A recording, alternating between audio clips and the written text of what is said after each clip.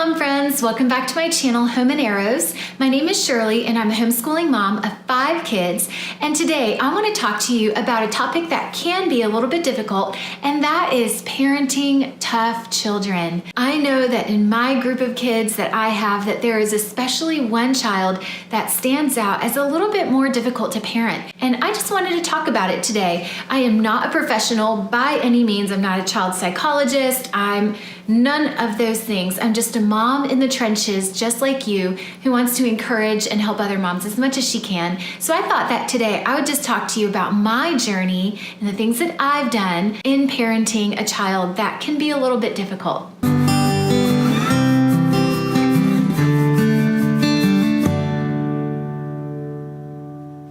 So I want to start at the very beginning. I want to give you a little bit of backstory on this child. Now, first of all, this child does not have any special needs that I'm aware of. This child might be labeled more along the strong-willed personality type. From the time she was a baby, I could actually tell that she was very different from my other children, and I think that is actually fascinating. From the time she was born, I could just tell a difference in her. And the things that I was experiencing and noticing with her were that she would, first of all, cry a whole lot more than the other children did as a baby. She also took much longer to sleep through the night than my other kids did. So it was a very difficult season for about a year after we brought this baby home. One of the things that I will say is that God has used this child to bring me to my knees in parenting in so many ways, and for that I am truly thankful. It has been such a situation of growth for me personally. God has used this child to build my patience.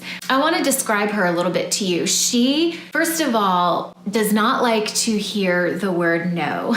And if she doesn't get what she wants, it causes her sometimes to melt down, especially, oh my gosh, when she was a toddler, it was intense. Now, not so much, because I think we've done so many years of teaching and training and disciplining that it's not nearly anywhere as bad as it used to be. But she doesn't like to hear the word no. Can I have candy? If I say no, it's, well, can I have it in 6 hours? No. Can I have some tomorrow? And I'm like, no. She's always trying to look for a way to get a yes. And that used to drive me crazy until I had a friend bring revelation to me. And this was just a couple weeks ago. And I loved her perspective on this. This is what she said. And she said, Shirley, God could really use that in her in a very positive way. God could call her in the future to do big things, hard things that she might face a lot of resistance on. But that little determined spirit in her is always going to look for the yes, for the way out, for the answer to the solution. I just want to encourage you moms. I know that having a difficult child to parent is really tough, but I want to encourage you to look at the long term, the bird's eye view, the way God sees your child's life from beginning to end, and just trust and know that God has put these certain character qualities within them that they may need to carry into their adulthood to fulfill whatever calling, purpose, or destiny God has for their lives. And so many times I was looking at this quality of hers, brought so much frustration to me.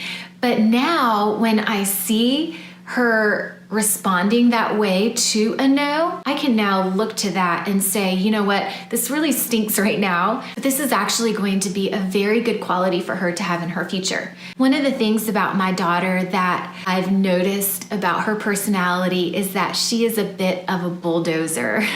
She likes to get her way. And one of the things that I felt God showing me about my role and my position in her life as her mom was that I needed to act like a wall for her. She has the ability to bulldoze and knock flat over so many people with that strong personality she has. But I feel like God has called me to be a wall in her life, or something that she can't knock down or bulldoze down. And she really needs me to not lose my stuff when she loses her stuff. I know a lot of times that the answer I give her in any given situation has the potential to make her very mad and to make her upset. But I do not let that hinder me from giving her that answer. If she's had too much candy in a day or whatever, and she says, Mom, can I have some candy? In my mind, I always know I'm going to say no, and that is going to potentially set off a domino effect of negative behavior in her. I say no anyways, and I deal with the behavior with some of those words in my toolbox, and I don't let the knowing of what's coming affect my answer or my response to her. And for our family, I think that has been very huge. My daughter might one day be able to solve problems and find yeses to situations in life, and that will be a positive thing. But right now, she also needs to learn how to be okay with being told no and with life saying no to her. Because let's face it, life is going to say no to us a whole heck of a lot of times. And if she is not at a place where she has learned or emotionally matured enough to be able to handle that, it could be a train wreck for her in her teenage years and in her adult years. And so I sometimes think that saying no to her is actually a good thing. The more she hears it, the less of a big deal it is for her. And another thing about my daughter is that she wears her heart on her sleeve, and if she doesn't feel like doing something, she won't do it. If she has an idea or a thought, a lot of times it was like she would just spew it out, and there was no like processing. Is this appropriate to say? Is this not appropriate to say? I mean, she would be the kid in the checkout line who, if she saw someone that she thought was, attractive, she would just verbalize it right then and there. Or one time we had a Sunday school teacher say, we asked the children to clean up and to pick up in the classroom, and this child said, no, she didn't feel like it. So she was, no, that's okay. I don't feel like doing that. And so those are things that I see in her, character things that God wants me as her mother to help mold and shape. This child would have a lot of emotional meltdowns, or if I just kind of wasn't at her beck and call, it was kind of a disaster. I can remember times where our family was going to go out and do something that I knew was going to be really fun, some kind of outing or excursion. And, I can remember thinking, this could be really fun, but this kid has the potential to ruin it for us. I can remember family photo shoots where, you do your once a year family photos, and for like 4 years in a row, this kid just screamed and screamed through them. And I used to get so frustrated, and I would get so angry because I would be like, this could be an amazing experience, and this kid is ruining it. And God, again, just has really used this child to help me become a more patient, a more understanding person, and someone who is more able to respond rather than react. Because when this kid would have a meltdown or get frustrated or have a tantrum, I would respond out of frustration and I would respond out of anger. But one of the main things that I have learned with this child is it doesn't matter how many buttons she pushes in me. I cannot allow her to rob me of my personal joy, to rob me of my personal peace.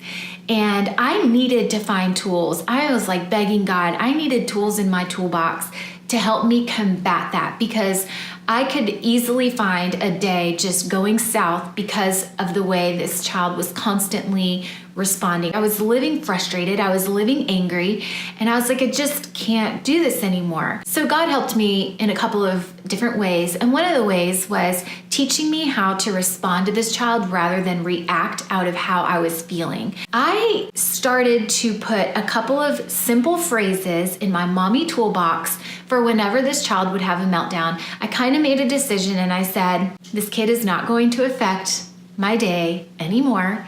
And when they respond this way, here is what my new automatic response is going to be.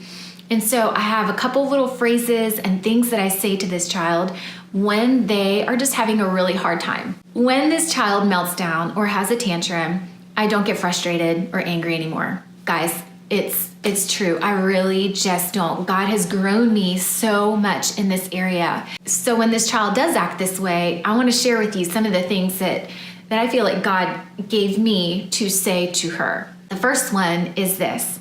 I want you to go upstairs to your room right now, and when you are ready to contribute to the peace and the joy in our home, you are welcome to come back downstairs and join us. I don't get frustrated. I don't get upset. I don't get angry. I just come down to her eye level and I say those very words. This is great for my kid. Most of the time, what ends up happening is they will go up the stairs crying. It doesn't immediately fix the emotion that this child is experiencing, but it causes them to remove themselves from the rest of the family because I don't want to be around it. My other kids don't want to be around it. And more often than not, she goes to her room and I usually hear her settle down and then she'll come back downstairs. And when she does come back downstairs, I like to hear an apology for how she has behaved and responded. And she will usually give that. When she's ready to calm down, she is welcome to join us. It kind of removes the attention. It eliminates me being angry or frustrated with her and it turning into a verbal battle. Now, I don't want you to misunderstand. There are also plenty of times where I know that what this child needs is for me to just sit on the couch and maybe show them some love, extend some grace, and that definitely happens. But this is just another way that I handle her meltdowns. Another thing that I will say to her when she is going through a really difficult time is I will say, I need you to practice self-control right now over your body and over your mouth. And I know you can do it because this child can scream. This tends to really help her when I use those words, self-control. It's like a little reminder to her, oh yeah, I can control this behavior. Another thing that my husband says to my daughter when she kind of loses it is, your response right now does not reflect the offense. Sometimes her response can just be over the top to something so simple or small that has happened that we need to verbally remind her the way you are responding right now does not equate what just happened. And again, this is just a calm way of bringing to her attention that her emotions are just kind of out of control, which leads me to one of the fourth things that we say to her is right now, I need you to control your emotions and not let your emotions control you. And so, guys, it has been just years and years of saying some of these things to her over and over and over again. And it's not a magic pill. It's not a magic formula. They're not these magic words that are going to instantly change behavior. But I do believe, because I've seen growth in her life in the area of managing her emotions, that every moment is a part of a day, which is a part of a week, which is a part of a month, which make up many, many years, that hearing these things over and over, spoken to her calmly and gently, are really having an effect and a positive impact on her. I want to encourage you moms with this. I know that there was a season where I kind of felt, I don't know that I necessarily thought this, but I think I kind of felt responsible for how my child was. And I want to tell you all a little story about how God changed that for me and kind of set me free from that feeling of like, oh man, I am failing as a mom with this kid. So we have another child, guys, that is just amazing. And our whole family knows it. We all talk about how amazing he is. It's Daniel. And our son just was born with such a tender heart. I can remember his labor and delivery. It was a natural labor and delivery, but it was easy, if I can call it that. I don't know how else to describe it other than very peaceful. Maybe that's a better word. His labor and delivery was peaceful. He was a very peaceful child. And to this day, like, he just has such a good heart. Such a tender heart. He loves to serve. He loves to say kind words. He's a peacemaker.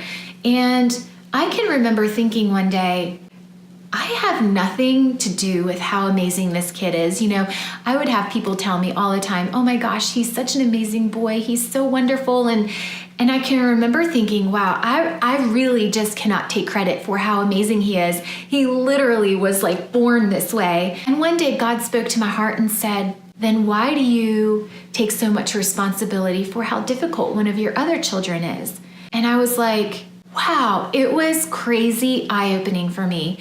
Now, If I were a parent who just, left everything to the wind and didn't care about training or discipling or mentoring my kids, yeah, that could possibly contribute to having a child who is maybe spoiled, rotten. But I feel like I've been pretty diligent as a mom to try and train and teach my kids. And when I felt like that wasn't working, I think I started to take a lot of responsibility for this child's behavior on myself until God showed me that. All of our kids are born so differently, and I couldn't take credit for the ones that were born just naturally easy. And so it took the pressure off of me from feeling like I had a lot to do with the ones that were a little bit more difficult to train and teach. So I want to encourage you moms today that if you have a tough child, I think the first thing I would do is give you a big hug. And second, know that you're not alone, that there are so many other moms out there that are kind of going through the same thing that you are. And third, I would say to you a verse that has blessed me and ministered to me so much, and that is Galatians 6:9. And it says, "Do not grow weary in well-doing, because in due season, if you do not give up, you will reap a harvest." And so high five to all you mamas out there who are parenting kids that are a little bit more difficult to parent. You are doing a great job. You just keep doing the best that you can. And I love what James Dobson says. If you do have a strong-willed child, train them and teach them in righteousness, because one day they just might grow up to be strong-willed about all of the right things. And I look forward to hearing from you all in the comments below about some of the things and the tips and the tricks that you have used on your children who are a little bit tougher to parent, who will probably one day be amazing leaders. All right, mamas, until next time, see you later. Bye.